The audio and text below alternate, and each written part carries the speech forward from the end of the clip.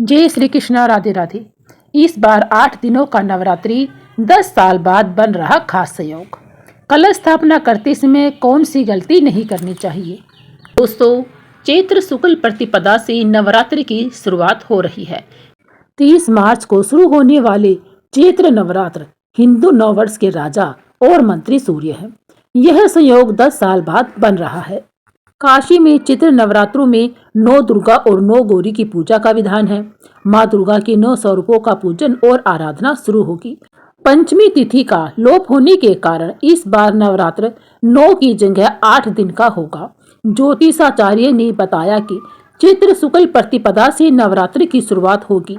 पंचांग के अनुसार चैत्र महीने की शुक्ल पक्ष की प्रतिपदा तिथि की शुरुआत 29 मार्च को सायं 4:27 से होगी और तिथि का समापन 30 मार्च को दोपहर 12:49 पर होगा। इस वर्ष के राजा सूर्य है और नवरात्रि की शुरुआत भी रविवार से ही हो रही है। यह एक दिव्य संयोग का निर्माण कर रहा है। माँ दुर्गा की पूजा कलश स्थापना के साथ होगी। कलश स्थापना के लिए सुबह से दोपहर तक का मुहूर्त मिलेगा। ज्योतिष आचार्यों ने बताया कि 9 दिनों के नवरात्रों में पंचमी तिथि का लोप होने के कारण 8 दिन का ही व्रत और पूजन होगा। अष्टमी तिथि का व्रत 5 अप्रैल और संधि पूजन 6 अप्रैल को होगा। नवमी तिथि और नवरात्रि का समापन 6 अप्रैल को होगा। श्री राम जन्म उत्सव भी 6 अप्रैल को ही मनाया जाएगा। इस पक्ष में पंचमी तिथि की हानि होने से यह पक्ष 14 दिन का ही रहेगा। माता का आगमन और गमन हाथी पर होने के कारण यह नवरात्रि शुभ फल देने वाली रहेगी। घर परिवार में सुख शांति बनी रहेगी। धार्मिक मान्यताओं के अनुसार इस दिन ब्रह्मा जी ने सृष्टि की रचना की थी। इसी दिन मर्यादा पुरुषोत्तम भगवान श्री राम और धर्मराज युधिष्ठिर का राज्याभिषेक भी हुआ था। नवरात्रि के 9 दिनों के दौरान माता दुर्गा की पूजा करने के साथ व्रत भी रखा जाता है। हालांकि नवरात्रि की पूजा तभी पूरी होती है जब इस दौरान घर में अखंड ज्योत और कलश स्थापना की जाती है। इन 9 दिनों के दौरान घर में हर समय अखंड ज्योत का जले रहना शुभ होता है। इसके अलावा नवरात्रि के पहले दिन घर में घट स्थापना की जाती है। कलश स्थापना के दौरान और उसके बाद 9 दिनों तक कुछ नियमों का पालन भी करना पड़ता है। करना जरूरी होता है, नहीं तो पूजा को अधूरा ही माना जाता है और माता दुर्गा का भी आशीर्वाद पूर्ण रूप से नहीं मिलता। चलिए विस्तार से जानते हैं घट स्थापना के अहम नियमों के बारे में। चैत्र नवरात्रि कलश स्थापना मुहूर्त 2025। कलश स्थापना नवरात्रि की पूजा का एक महत्वपूर्ण हिस्सा होता है।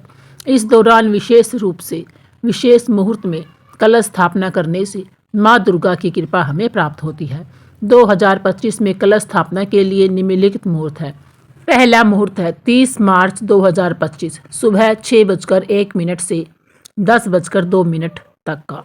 दूसरा मुहूर्त अभिजीत मुहूर्त 30 मार्च को 2025 दोपहर 12:01 से लेकर 12:50 तक।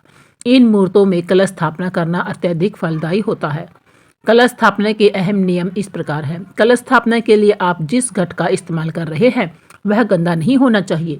घट में मिट्टी और गंदा पानी न भरे। इसके अलावा पूजा के लिए खंडित घट का इस्तेमाल भी बिल्कुल भी नहीं करना चाहिए। कलश को यदि एक बार स्थापित कर दिया है तो उसे नवरात्रि के 9 दिनों के दौरान गलती से भी न हटाएं। इससे आपको पाप लग सकता है। इसके अलावा घट को अपवित्र हाथों से भी छूना नहीं चाहिए। जिस जगह पर कलश स्थापित है वह शुद्ध होनी चाहिए। कलश के आसपास वाली जगह को भी साफ रखें। बाथरूम और शौचालय के आसपास कलश स्थापित नहीं करना चाहिए। यदि आपने अपने घर में कलश की स्थापना की है तो इन 9 दिनों के दौरान घर को अकेला बिल्कुल भी ना छोड़ें। धार्मिक मान्यताओं के अनुसार घर को सूना छोड़ने से देवी नाराज हो जाती है। नवरात्रि के दौरान माता दुर्गा की पूजा करने के साथ कलश का भी नियमित रूप से पूजा करें।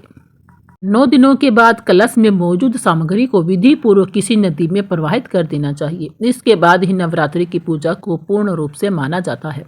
कलश स्थापना करते समय इन गलतियों से बचें। कलश स्थापित करने की सही दिशा उत्तर पूर्व यानी ईशान कोण होती है, इसलिए घट यहीं स्थापित करें। हमेशा अखंडित और साफ सुथरा कलश ही चुनें। कलश स्थापना में गंदे पानी का इस्तेमाल भूलकर भी ना करें और मिट्टी भी शुद्ध व सही स्थान पर ही लाएं। एक बार कलश स्थापित होने के बाद हमें उसकी नियमित रूप से पूजा करनी चाहिए। उसे हटाना इधर उधर बिल्कुल भी नहीं करना चाहिए। यदि घर में घट स्थापना की है और व्रत रख रहे हैं तो हमें दिन में सोने से बचना चाहिए। दिन में सोने के बजाय भजन कीर्तन करना शुभ माना जाता है। यदि कोई बीमार व्यक्ति है तो वह दिन में सो सकता है।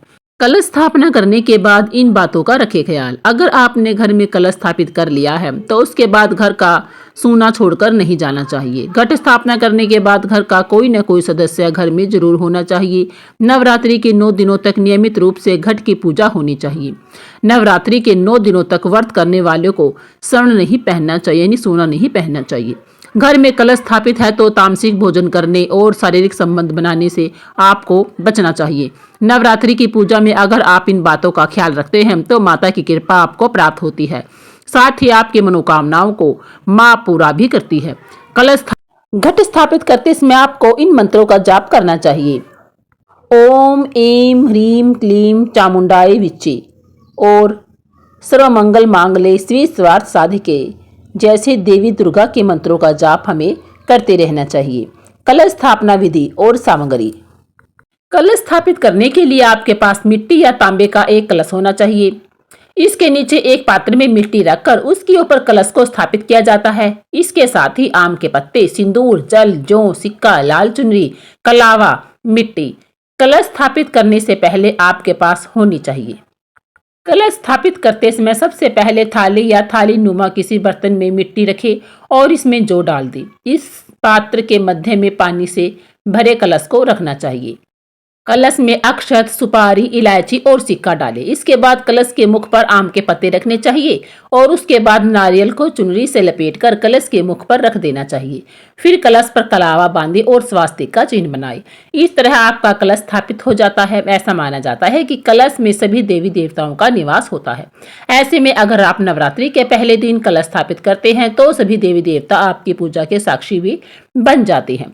इसलिए नवरात्रि की पूजा में कलश स्थापना का बहुत बड़ा ही महत्व है। माता के श्रृंगार के लिए आपको बिंदी, मेहंदी, सिंदूर, लाल चूड़ी, लाल चुनरी, बिछिया, माला, नाक की नथ, काजल, मेहंदी, नेल पॉलिश, लिपस्टिक, इत्र, पायल आदि चीजें पूजा स्थल पर रखनी चाहिए। नवरात्रि के दौरान माता को श्रृंगार सामग्री अर्पित करने से वैवाहिक जीवन में अच्छे बदलाव आते रहते हैं और अच्छा जीवन चलता है।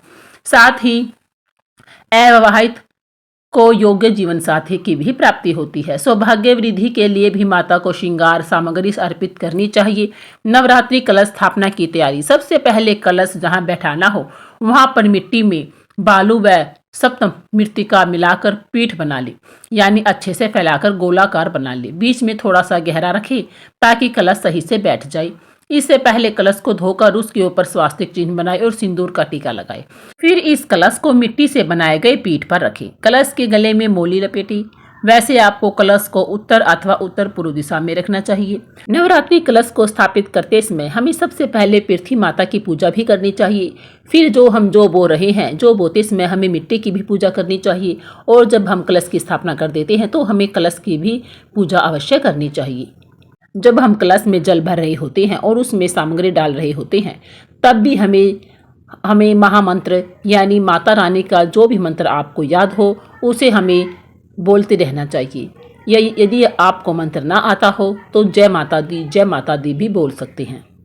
जब हम कलश की स्थापना कर चुके होते हैं तो हमें माता रानी से, माता शेरा वाली से प्रार्थना करनी चाहिए कि अगर कलश स्थापना करते समय हमसे मन से, वचन से, तन से, कर्म से कोई गलती हुई हो तो माँ हमें क्षमा कर दो। हम नादान हैं, हमें पूजा विधि की संपूर्ण विधि ज्ञात नहीं है। हमें इतना सामर्थ्य नहीं है माँ कि हम आपकी इतनी बड़ी पूजा विधि को स्मरण कर सके, याद कर सके। इसलिए माँ आपने जैसे विधि से हमसे कलश स्थापना करवाई वैसे हमने कर दी। अब इसे स्वीकार करें और हम पर अपनी कृपा दृष्टि करें। ऐसा करके हमें माता रानी से माफ़ी मांगनी चाहिए और बारंबार माता रानी के लिए जय माता दी के मंत्र का उच्चारण तो हमें करते ही रहना चाहिए। बोलिए जय माता दी। आपको यह वीडियो कैसी लगी? अगर अच्छी लगी हो तो लाइक करें, शेयर करें, सब्सक्राइब जरूर करें। बोलिए राधे राधे, कृष्णा कृष्ण।